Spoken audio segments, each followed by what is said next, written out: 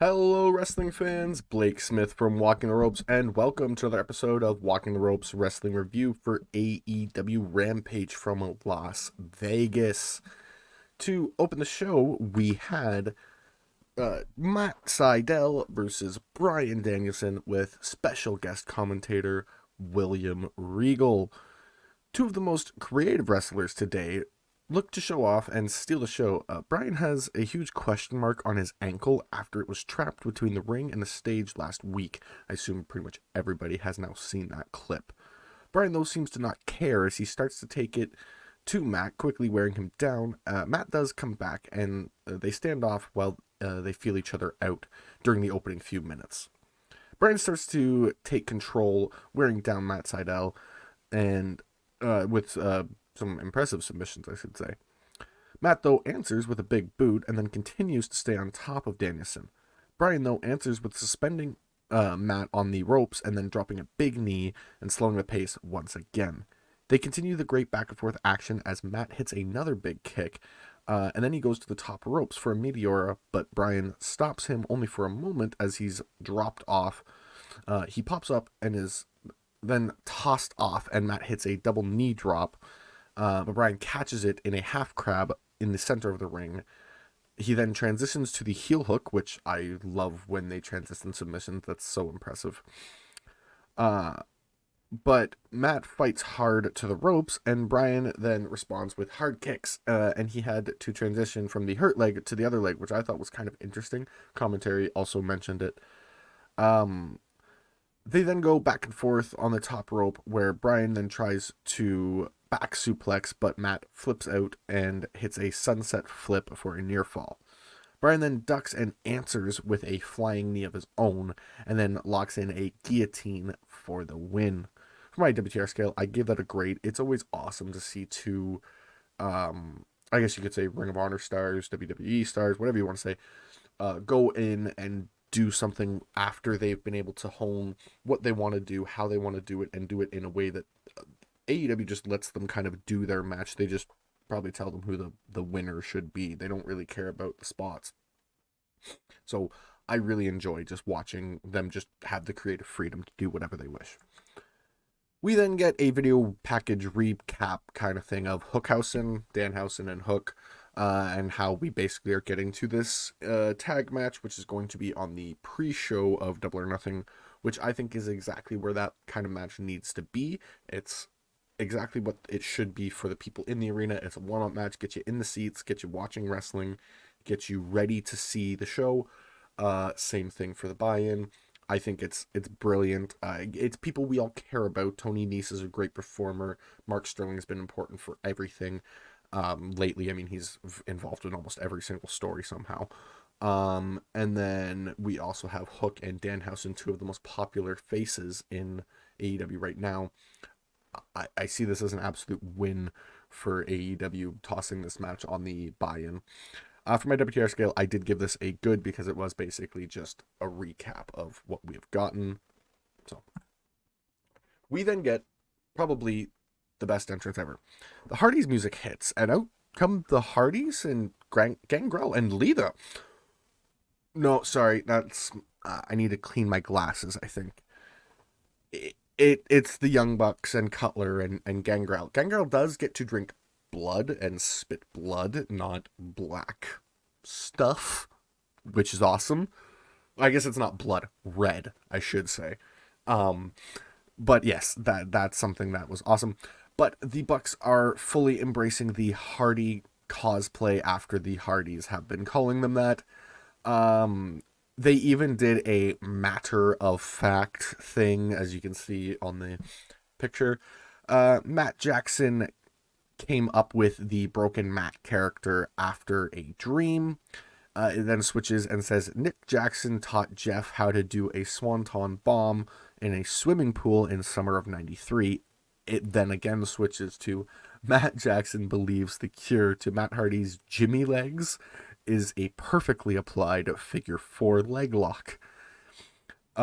Matt even falls out of the ring like how Matt Hardy did during a WWE entrance, the over the top, and then he tumbles out. It was all perfectly. It's amazing. I love it. Every second of it. They haven't even hit the ring by this point, basically. Like, they're in the ring, but they haven't actually started wrestling.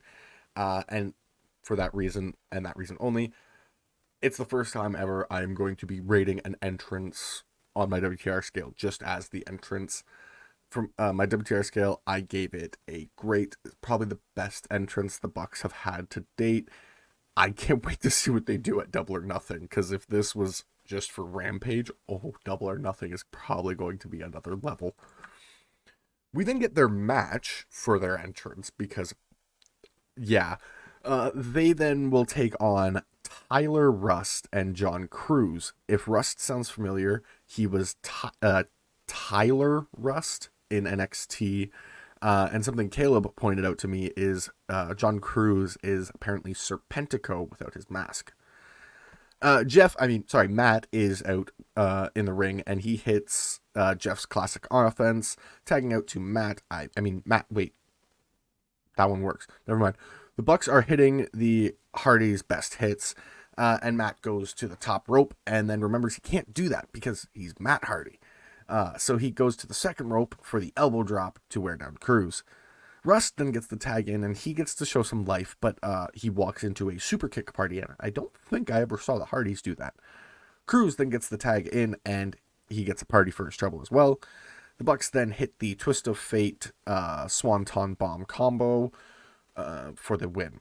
After the match, Brandon Cutler is filming for BTE, I should say Lita, and the Bucks jump Gangrel from the back. They go for the BTE trigger, but the real Hardys come out to make the save. The Bucks go to jump them, but they get kicked in the gut in what would be Twist of Fates. Cutler stopped that. He eats a gnarly DDT from Gangrel.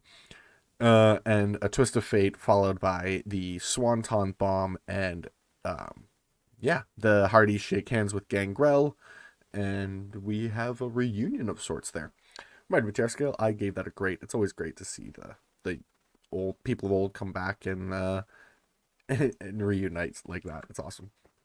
Darby Allin talks with Kyle O'Reilly about taking out Sting, and he wants a match at Double or Nothing. Says he's going to cost the Bucks their match and Cole his if he does not get it. My WTR scale, I gave that a great as well. I'm looking forward to that match. We then get a singles match that was not on the card. Dante Martin and Max Caster. This is a rematch of the first ever episode of AEW Dark Elevation. Ever since that match, they have gotten so much better in the ring. Caster is accompanied by the Acclaimed and the Ass Boys, or the Gun Club, whatever you want to call them. They try to do the Bowens bit, but they get the city wrong, so Bowens does it and gets it right. He's in a wheelchair being helped by Billy. And they start calling them the Ass Boys, and I almost wonder if, by the reaction of the Guns, that this isn't going to be a long-lasting group, but rather it's going to be a feud that changes soon. Caster then gets jumped by Dante. I say Caster. All the Gun Club and Caster got jumped by Dante after hearing enough of their BS. He takes out everyone until Billy. He sends him flying into the steps. Right as the match starts, Aubrey ejects the Guns and Bowens, and we start the match 1-on-1. Caster quickly slows Dante and starts to wear him down, catching him in mid-air and then locking in a figure four. Dante fights out, and Caster keeps the pressure on. Caster is a step ahead of Dante, though, and Dante is finally starting to show some life after moving out of the way of the mic drop and then picking up the pace. He's hitting Caster hard as he goes to the top ropes and then flies for a near fall, but he doesn't let up, and he hops back up and he hits I think they called it the nosedive, his double springboard. He gets the win, and for my WTR scale, I gave that a great. I think Dante is an amazing performer, and he is probably going to be getting a singles push because, unfortunately, it does sound like Darius is going to be on the shelf again for a while. Adam Cole and Samoa Joe talk about their finals match. Adam Cole says he has respect for Joe, and he is ready for this big match, and he's going to win and be the first victor of the Owen Hart tournament. Joe simply says he's Samoa Joe, and Adam Cole's time is near. For my WTR scale, I give that a good. We then get Scorpio Sky, Ethan Page, and Dan Lambert in the ring. They are presenting the new title to Sky for LA's favorite champion. It's a beautiful gold strap and purple highlights, as you can see by the picture there. They say they are done with Sammy and Ty, and speaking of, they appear on the screen. Kaz and Ty and Sammy are at the ATT head office.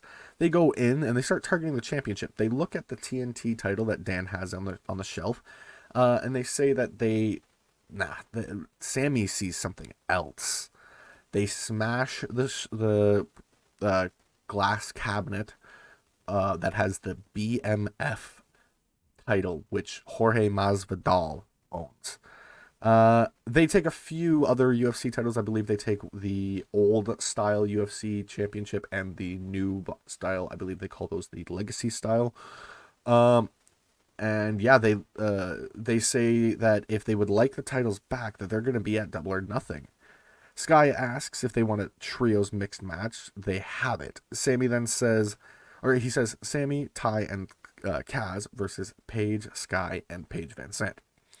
They say if they lose, Kaz and Sammy can't challenge for the TNT title again. They say they will give them the ass kicking they have been asking for, and then they are done. For my WTR scale, I gave that a great. Mark Henry talks with the semifinalists for the Women's Owen Hart tournament.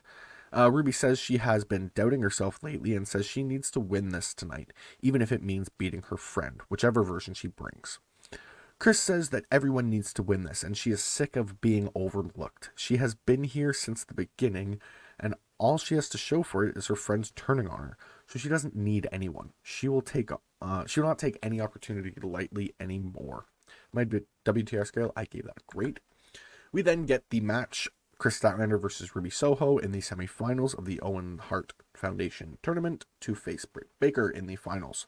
Statlander seems to be the favorite heading into this match, and I can't say I disagree. I am a huge fan of her. I want to see her do great things in AEW. They start out strong, feeling each other out, and Statlander uses her size to control Ruby and start out. But Ruby seems to not want to hurt Statlander as she's pulling her punches. Chris is just wanting to win and just doing whatever she can and will hit whatever to whoever. She hits a stall suplex and then continues to wear down Ruby, tossing her around the ring. Ruby starts to show some life, and then they start to exchange some shots in the middle of the ring, and then Statlander just slams Ruby down hard. They go to the top rope, and Ruby reverses Chris, and Chris answers with a powerbomb. Ruby then hits the no future, but Chris falls out of the ring, and Ruby sends her back in, goes to the top rope, and hits an arm drag kind of thing into a Kimura, and Chris fights out and sets up for the electric chair and whips Ruby into the turnbuckle. Chris then hits the Blue Thunder Bomb for a near fall, and Statlander goes for the Spider Crab, and Ruby fights out and rolls her up for the win. The fans were not happy for that finish. Dr. Britt Baker comes out, and she actually gets a pretty big pop. She does have a Johnny Depp shirt on. And Ruby cuts her off right away, says she's done listening to what she has to say. She has to try to bring the fans back on her side, and I don't think that's going to happen. She says she's going to hurt Britt at Double or Nothing, and she will cash in the receipt that she's been coming to Britt for a long time. For my WTR scale, I gave that a good. I'm a fan of Ruby, but I'm more of a fan of Chris, and I think the match should have gone to Chris, in my opinion. But it is what it is. For my overall, I gave it a great. It was a very good show, or a very great show. They did build Double or Nothing very well. They added a couple matches to it. I am looking forward to it. My segment of the night goes to Sky's new belt. It looks amazing. I also believe it is a reference to Kobe Bryant, which is awesome.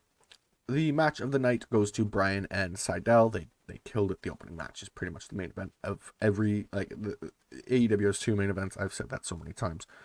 The performers of the night, it goes to the Young Bucks. They know how to piss off the fans, and it's so funny. But that is all for this episode of Walking the Ropes Wrestling Review. Thank you all for dropping in. If you enjoyed, make sure to like, subscribe, and hit the bell icon to get notifications whenever we upload a video. And I'll see you in the next one.